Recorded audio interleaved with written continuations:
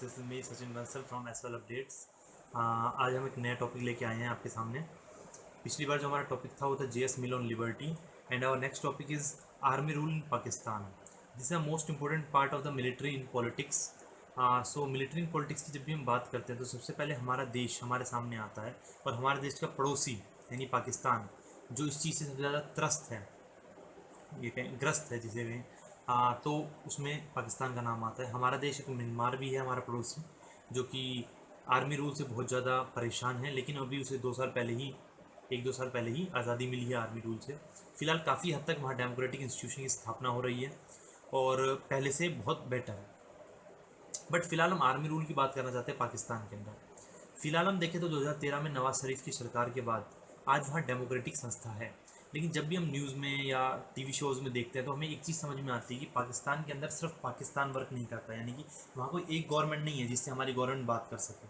वहाँ पर दो लोग हैं जिनसे हमें बात करनी पड़ती है, एक prime minister of Pakistan and the second is general, army general. जी हाँ, वहाँ की जो आर्मी जनरल है, ये कहा जाता है कि अगर पाकिस्तान के प्राइम मिनिस्टर से हमने कोई बात की है तो उसका रिलेवेंस नहीं है। क्यों कहा जाता है ऐसा? ऐसा इसलिए कहा जाता है क्योंकि जब तक आर्मी जनरल वहाँ का ये बात समझता नहीं है कि क्या बात हुई है, तब तक उस बात को आप पुख्ता नहीं मान पाएंगे। तो मैं सबसे पहली बात वहीं से शुरू करना चाहता हूँ। अगर हमें पाकिस्तान के अंदर आर्मी रोल को समझना है तो हमें बैक जाना पड़ेगा। बैक कहाँ तक जाना पड़ेगा? हमें जाना पड़ेगा 1947, when the British India divided into two parts, one is India and one is Pakistan. Bharat और पाकिस्तान दो अलग अलग देशों का निर्माण हुआ सन 1947 में, और उस समय दोनों ने अपनी अपनी विचारधारा डिसाइड कर ली। एक देश अपने आप को मुस्लिम राष्ट्र कहलाना चाहता था, एक देश चाहता था कि मेरा जो जो सपना मोहम्मद अली जिन्ना का था वो था एक मुस्लिम राष्ट्र बनाने का। लेकिन मुस्लिम राष्ट्र का ये मतलब नहीं है कि वो डेमोक्रेटिक नहीं होगा, ये बात आप समझ लीजिए। एक डेमोक्रेटिक मुस्लिम राष्ट्र वो निर्माण करना चाहते थे, एक ऐसा राष्ट्र जहाँ पर मुस्लिमों को सिक्योरिटी मिल पाए। बट अनफॉर्चुनेटली हुआ क्या, आज़ादी के कुछ टाइम बाद ही मोहम्मद अली जिन्ना की डेथ हो गई, और डेथ होने के इतना बड़ा इतना बड़ा इम्पैक्ट हम कह सकते हैं पाकिस्तान के ऊपर पड़ा कि पाकिस्तान के अंदर डेमोक्रेसी कभी पनप ही नहीं पाई। डेमोक्रेसी के नाम पर वहाँ जो हुआ वो हुआ सिर्फ आर्मी जनरल्स का कब्जा। मैं आपको थोड़ी सी डिटेल्स दे रहा हूँ। आप में से बहुत सारे लोग ये समझते होंगे कि पाकिस्तान का शायद पहला प्राइम मिनिस्टर मोहम्मद अली जिन्ना होंगे, बट ऐसा नहीं है। पाकिस्तान के पहले प्राइम मिनिस्टर थे लियाकत अली खान। लियाकत अली खान के बाद बहुत सारे प्राइम मिनिस्टर हुए, बट मैं यहाँ प्राइम मिनिस्टर की लिस्ट में नहीं जाना चाहता। मैं यहाँ पर आना चाहता हूँ आर्मी जनरल्स की बात करने के लिए। पाकिस्तान ने अपना पहला कॉन्स्टिट्यूशन 1956 में रच दिया था, एंड 1956 में उसे इस्लामिक स्टेट घोषित किया गया था उसके कॉन्स्टिट्यूशन के अंदर। जो पहला मिलिट्री कूप हुआ जो पहला मिलिट्री कूप हुआ वो सन 1958 में, यानी कि कॉन्स्टिट्यूशन बनने के 2 साल बाद ही हो गया। और वो किसने किया? वो किया फील्ड मार्शल आयूब खान ने। फील्ड मार्शल आयूब खान ने जो कॉन्स्टिट्यूशन था उसमें फेरबदल किया, अपने आप को प्रेसिडेंट बना लिया और एक प्रेसिडेंशियल टाइप का रूल लागू कर दिया देश के अंदर, और अपने आप को कहने लगे वो chief marshal law administrator. And the second thing is, उन्होंने क्या किया, फिर कॉन्स्टिट्यूशन को थोड़ा बदला और 1962 में एक नया कॉन्स्टिट्यूशन लागू किया जिसमें अंदर से इस्लामिक वर्ड को हटा दिया गया। बट वहाँ पर जो लोगों की मान्यताएं थी वो अलग थी, कई तरह के झगड़े हुए और कई तरह की बातें हुई। उसके बाद इस्लामिक वर्ड को दोबारा 1963 के अंदर दोबारा रीगेन कर दिया गया, वो एक अलग बात है। जो मार्शल आयूब खान थे उनकी जो स्ट्रेटेजी थी वो वही थी, एंटी एंटी इंडिया। सिंपल सी बात है, जब भी आपको मेन किसी भी नेता को मेन मुद्दों से बात भटकानी होती है तो वो क्या करता है, ऐसे नॉन इश्यूज हमारे सामने ले आते हैं जो जिन नॉन इश्यूज़ पे कुछ होना ही नहीं है। तो वो हमेशा एंटी इंडिया बातें करने लगा, जिससे लोगों का ध्यान इंडिया की तरफ ज़्यादा आकर्षित होने लगा और अपनी मूल समस्याओं से हट गए। उसके बाद बात आती है जुल्फ़िकार अली भुट्टो की। जुल्फ़िकार अली भुट्टो कौन थे? जुल्फ़िकार अली भुट्टो एक बहुत ही प्रोमिनेंट पर्सनैलिटी थी पाकिस्तान की, जिसके बारे में बाद में अभी काफ़ी हिस्ट्री आएगी उसकी। बट आयूब खान ने जो अपनी कैबिनेट बनाई थी उसके अंदर बहुत सारे एमिनेंट लॉयर्स रखे हुए थे, उसने पॉलिटिशियंस रखे थे, बिजनेसमैन रखे थे, जनरल्स रखे थे, और उन पॉलिटिशियंस में एक थे जुल्फ़िकार अली भुट्टो। सो उसके बाद बात आती है 1965। हम सब जानते हैं कि लाल बहादुर शास्त्री का टाइम था भारत के अंदर। 1965 में हमारी एक लड़ाई हुई पाकिस्तान के साथ, जिस लड़ाई में अनडिसाइडेड वॉर थी, कुछ हो तो नहीं पाया क्योंकि सोवियत संघ ने बीच में मीडिएशन की और उसके बाद ताशकंद के अंदर हमारे बीच में एक एग्रीमेंट हुआ जिसके तहत हमारे पास जो ज़मीन थी पाकिस्तान की वो हमें छोड़नी पड़ी। और उसी टाइम ताशकंद के अंदर हमारे जो प्रधानमंत्री थे लाल बहादुर शास्त्री, उनका देहांत भी हो गया। हुआ क्या, 22 दिन लंबी लड़ाई चली इंडिया और पाकिस्तान में सितंबर 1965 में, जिसमें इंडिया को क्लियर एडवांटेज था। बट सिंपल सी बात है, हम सब जानते हैं सोवियत यूनियन का मेडिटेशन हुआ और मैंने भी आपको बताई सारी चीज़ें। उसके बाद field marshal Ayub Khan, simple सी बात है, वो लड़ाई हार चुका है। जिस चीज़ के लिए वो लड़ रहा है, जिस चीज़ के बारे में लोगों को बता रहा है कि हिंदुस्तान ये है, हिंदुस्तान हुआ है, उससे ही हार गया है वो। उसका शासन वहीं समाप्त हो गया। और उसके बाद जो नया जनरल था, जनरल याया खान, उसने मिलिट्री कूप किया। जनरल याया खान ने 1969 में अपना मिलिट्री कूप किया और उसने उसने कहा मैं इलेक्शन कराऊंगा। उसने भी अपना हेट इंडिया कैंपेन चालू रखा। बट उसने 1970 के अंदर इलेक्शंस कराए जुल्फ़िकार अली भुट्टो की कहने पर। जुल्फ़िकार अली भुट्टो उस टाइम भी एक प्रोमिनेंट पर्सनैलिटी थी और सलाहकार मंडल में थे वो। तो जुल्फ़िकार अली भुट्टो ने ये एडवाइस दी कि शायद हमें इलेक्शन कराने चाहिए जिससे आपको फ़ायदा होगा, एडवांटेज होगा। बट होना क्या था, उल्टा हो गया। जुल्फ़िकार अली भुट्टो की जो फार साइटेडनेस थी वो बहुत नैरो साइटेडनेस रह गई।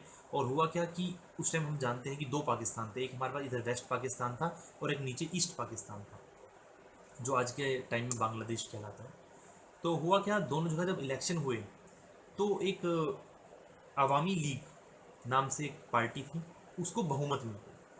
अवामी लीग जो थी वो ईस्ट पाकिस्तान की पार्टी थी जिसके लीडर थे Mujibur Rahman, the creator of Bangladesh. Mujibur Rahman जब जीत गए तो ये जुल्फ़िकार अली भुट्टो या यह्या खान को पसंद नहीं आया। क्यों पसंद नहीं आया? वो बंगाली लोग, और हम सब जानते हैं कि वेस्ट पाकिस्तान में ज़्यादातर पंजाबी लोग हैं। पंजाबी लोग भी बिल्कुल बर्दाश्त नहीं कर सकते कि कैसे एक बंगाली आदमी हमारे ऊपर राज करेगा, जिसे हमारे बारे में कुछ नहीं पता। एक छोटा नाटा आदमी, एक कमज़ोर आदमी, हम सब जानते हैं जो बंगाल की साइड के लोग होते हैं थोड़े से हेल्थ वाइज थोड़े से कमज़ोर होते हैं, वीक होते हैं। तो उसको देखते हुए, मतलब एक जो मेंटलनेस होती है ना आदमी के अंदर, उसको देखते हुए उन्होंने रिजेक्ट कर दिया एक बंगाली प्राइम मिनिस्टर को और मुजीबुर रहमान को अरेस्ट कर लिया वेस्ट पाकिस्तान के अंदर। बहुत बड़ा विद्रोह चला ईस्ट पाकिस्तान के अंदर, जिसमें इंडिया ने बहुत मदद की ईस्ट पाकिस्तान की, क्योंकि वहाँ से बहुत ज़्यादा रिफ्यूजीज यहाँ पर आ रहे थे। तो उस टाइम हमारे यहाँ इंदिरा गांधी थी प्राइम मिनिस्टर। उन्होंने बांग्लादेश के साथ मिलकर मुक्ति वाहिनी नाम से एक फ़ौज का गठन किया। मुक्ति वाहिनी ने जो ईस्ट पाकिस्तान था उसे आज़ाद करवाया और उस ईस्ट पाकिस्तान को सबसे पहले इंडिया ने रिकॉग्नाइज किया as the new country Bangladesh. So 1971 की वॉर थी, हम सब जानते हैं, और पाकिस्तान को अपना एक बहुत बड़ा हिस्सा खोना पड़ा। जब ये बहुत बड़ा हिस्सा खोना पड़ा तो जो नेक्स्ट जनरल आए थे याया खान, उनका कोई सिग्निफिकेंस नहीं रहा। याया खान हैज़ फर्स्ट। सो याया खान के बाद याया खान ने अपनी जो पावर थी वो जुल्फ़िकार अली भुट्टो को ट्रांसफ़र कर दी और एक बहुत बड़ा आर्मी रूल जो चलता आया है वो ख़त्म हो गया। जुल्फ़िकार अली भुट्टो ने डेमोक्रेसी को रिस्टोर करने की कोशिश की।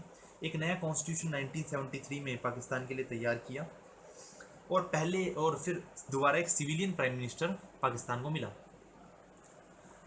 लेकिन ज़्यादा दिन नहीं चल पाया। 1977, जी हाँ, 1973 में जुल्फ़िकार अली भुट्टो ने नया कॉन्स्टिट्यूशन दिया था और 1977 में जनरल ज़िया उल हक ने तख्ता पलट कर दिया, मिलिट्री कूप कर दिया। और जब उन्होंने मिलिट्री कूप किया तो ऐसे टाइम पे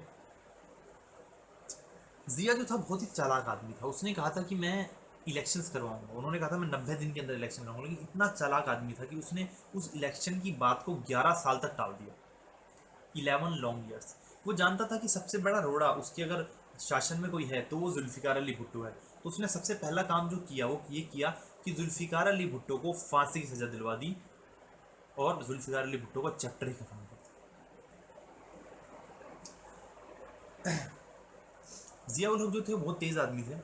उन्होंने जो अफ़गानिस्तान के अंदर सोवियत संघ का जो आक्रमण हुआ था, हम सब जानते हैं, उसके खिलाफ भी जो अफ़गानिस्तान के लोग थे उन्हें ट्रेन किया और कई तरह की ऐसी हरकत की जो एंटी इंडिया हरकतें थी।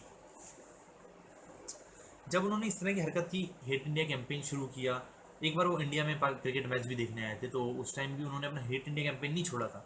मीठी मीठी बात करना उनका एक पेशा था, मीठी बात करके हार्श एक्शन लेना उनका काम था। सो जिया जो थे वो इतनी जल्दी हार मानने वाले नहीं थे। 11 साल तक उनका लॉन्ग टर्म चला। 1988 में उनकी डेथ हो गई प्लेन क्रैश में। जब प्लेन क्रैश में उनकी डेथ हुई तो उसके बाद किसी तरह की एक डेमोक्रेटिक फीलिंग पाकिस्तान के अंदर आई। And then Benazir Bhutto of PPP, Peoples Party of Pakistan, Benazir Bhutto नई प्राइम मिनिस्टर बनी, who is the first women prime minister of Pakistan. और बहुत बड़ी बात भी है एक मुस्लिम कंट्री के अंदर, आई थिंक सो। सो बेनजीर भुट्टो बनी, बट उस वहाँ पे एक रूल है पाकिस्तान के अंदर, जो प्रेसिडेंट है वो कभी भी डिसमिस कर सकता है वहाँ की पार्लियामेंट को। सो बेनजीर भुट्टो कुछ टाइम के लिए रही, उसके बाद चली गई। एंड देन एक नई party that name is Muslim league के नवाज शरीफ नए प्राइम मिनिस्टर बने। दोबारा से वही हुआ, प्रेसिडेंट ने उन्हें रास्ता दिखा दिया एंड देन बेनजीर भुट्टो बनी, और उसके बाद देन नवाज शरीफ बने। बट अब जब नवाज शरीफ बने तो उन्होंने सबसे पहला काम यही किया कि प्रेसिडेंट की वो पावर छीन ली, जिसकी वजह से वो प्राइम मिनिस्टर को बर्खास्त कर देते थे, डिसमिस कर देते थे। सो नवाज शरीफ नए प्राइम मिनिस्टर तो बन गए, बट अब उन्होंने क्या किया, उन्होंने सोचा कि एक ऐसे आदमी को पोजीशन पे रखा जाए जो कि उनकी बात माने। किस पोजीशन पे? आर्मी जनरल की पोजीशन पे। सो आर्मी जनरल की पोजीशन के लिए उन्होंने एक ऐसे आदमी को चुना जिसका नाम था परवेज़ मुशर्रफ। हम सब जानते हैं परवेज़ मुशर्रफ आज भी जिंदा है। परवेज़ मुशर्रफ को उन्होंने चुना एज द आर्मी जनरल। मैं आपको लाइन बताता हूँ पढ़ के।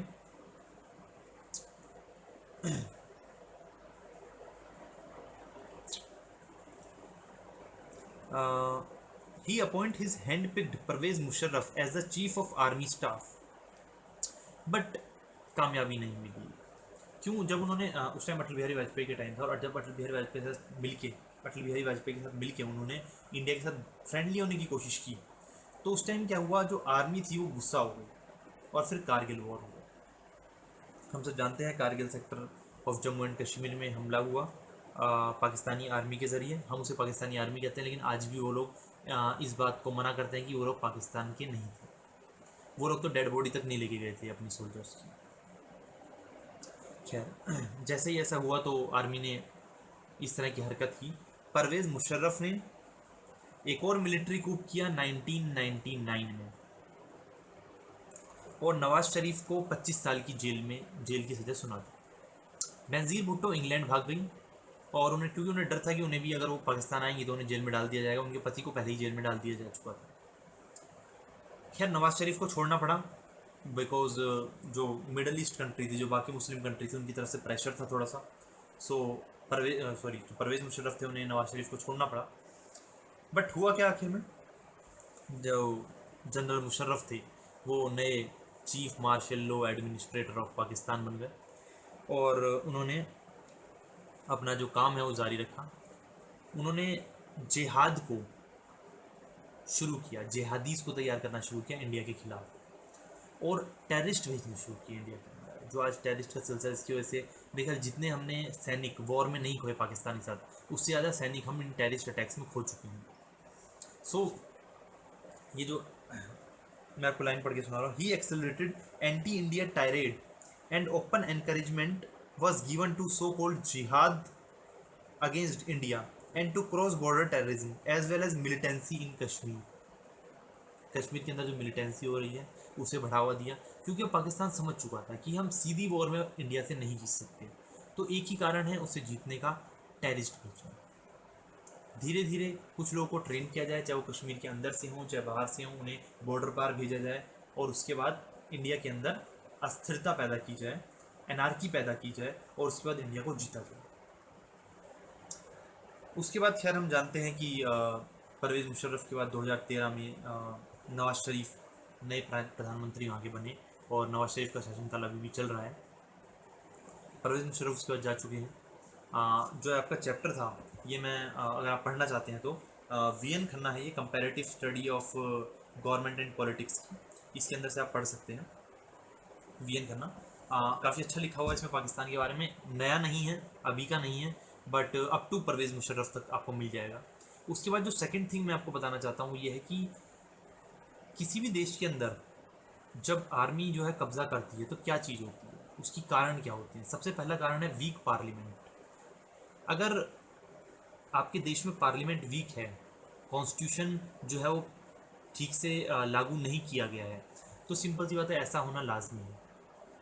पाकिस्तान के अंदर भी वही हुआ, इतना लंबा टाइम लग गया कॉन्स्टिट्यूशन तैयार होने में और वहाँ की जो डेमोक्रेटिक संस्था थी उसे तैयार होने में, तो ऐसा होना लाजमी है। And the second thing is weak parliament के बाद आती है ब्यूरोक्रेसी। ब्यूरोक्रेसी का सबसे आसान काम क्या होता है, ब्यूरोक्रेसी हर किसी के साथ कंफर्टेबल होती है। वो प्राइम मिनिस्टर के साथ भी कंफर्टेबल है, वो जनरल के साथ भी कंफर्टेबल है। और हम ये बात जानते हैं कि प्राइम मिनिस्टर उसे काम किससे करवाना है, अपने एमएलए से कराना है, ठीक है, ऑफिसर से करवाना होता है। बट मोर ओवर एमएलए हैं उसके पास अपने एरियाज में काम कराने के लिए। बट जो आर्मी जनरल है वो टोटली टोटली डिपेंड होता है ब्यूरोक्रेसी के ऊपर। सो ब्यूरोक्रेसी का तो अपना वही काम है कि जो ऊपर से ऑर्डर आता है उसे लागू कर देना है। तो ब्यूरोक्रेसी, करप्ट ब्यूरोक्रेसी सबसे बड़ा फेलियर है। Third thing, judiciary. जी हाँ, अगर आपके देश की न्याय व्यवस्था ठीक है तो फिर भी कई हद तक आपका देश जो है वो बचाया जा सकता है। बट जहाँ न्याय व्यवस्था खराब हो जाती है वहाँ पर हमारे लिए बहुत बड़ा चैलेंज आ जाता है कि अब क्या किया जाए। तो ऐसा ही प्रेशर पाकिस्तान के अंदर हुआ कि जब जुडिशरी ने अपने फैसले सुनाने शुरू किए तो वो कंट्रोल में आने लगी। कंट्रोल में किसके आने लगी, वो उस सत्ता में बैठे लोगों के कंट्रोल में आने लगी। और जब ऐसा होता है ड्यू टू वीक जुडिशरी, आपके देश में इस तरह की हरकत होना लाजमी है, इस तरह की मिलिट्री एक्शन होना लाजमी है। हमारे देश और पाकिस्तान में एक जो है डिफरेंस वो यही है कि हमारे देश में जो सिविल्स हैं यानी जो आम लोग हैं उन्हें आर्मी से ऊपर रखा जाता है, सिविल लोगों को आर्मी से ऊपर रखा जाता है और आर्मी इस बात को मानती है। बट पाकिस्तान के अंदर ये उल्टा है, आर्मी को ऊपर रखा जाता है क्योंकि उनका मानना है कि आर्मी जो है वो उन्हें बचा रही है। बट इसका मतलब ये नहीं कि आर्मी आपका एडमिनिस्ट्रेशन भी संभाल रही है, आर्मी आपके देश को पूरी तरह चला भी सकती है, ऐसा नहीं है। आर्मी का अपना काम है, सिविल सर्वेंट्स का अपना काम है। सो तब तक वो एक बीच में लकीर बनी रहेगी, तब तक काम चलता रहेगा। और जब भी ये लकीर किसी ने भी क्रॉस की, दिक्कतें बढ़ जाएंगी। So this is all about Pakistan and the military role और इन पॉलिटिक्स। मिलिट्री रोल में बहुत सारे आते हैं, मैं आपको पहले बता चुका हूँ। पाकिस्तान है, म्यांमार है, फिर कभी म्यांमार की स्टोरी बताएंगे, बट अभी फ़िलहाल पाकिस्तान से काम चला लीजिए। पाकिस्तान की स्टोरी इंटरेस्टिंग है और काफ़ी ज़्यादा क्वेश्चंस भी आते हैं। Comparative politics B honours political science second year का टॉपिक है और military in Pakistan is the key topic in comparative politics और बहुत बार क्वेश्चन आता है शॉर्ट नोट्स में, नहीं तो लॉन्ग क्वेश्चन 20 नंबर का जरूर आता है ये। सो this is all about comparative politics and military role in Pakistan. So this is Sachin Bansal from SL Update signing off. Goodbye.